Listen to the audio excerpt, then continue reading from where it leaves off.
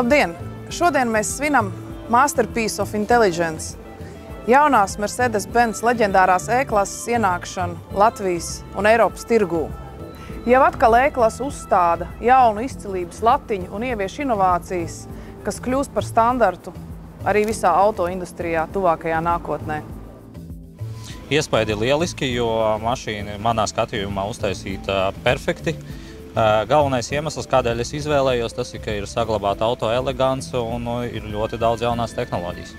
Kas no tehnoloģijām man interesēja, tas ir jaunā autopilota iespēja, jo līdz šim man bija uzskats, ka mašīnai jābūt klasiskai, manuālai, bet tagad gribās pamēģināt kaut ko jaunu.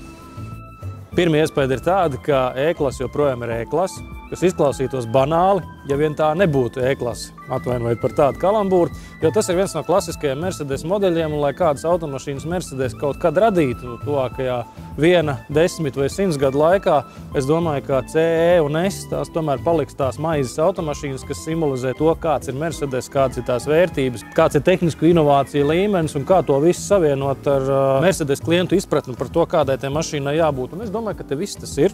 Gaita, stūrēšana, vietas piedāvājums un arī inovācijas, kas ir samērīgas, jo, ja cilvēkam ļoti patīk modernā tehnika, tad viņš var izvēlēties automobili, kurā tur ir planšetes un viss pārējais, un faktiski nav neviena analogā rādītāja, un ja viņam patīk E-klase kā E-klases standartā, tad viņam paliek vienkāršākā versija. Es domāju, ka E-klase ieņems savu pienākošos vietu, un mēs to noteikti arī pamanīsim ielās.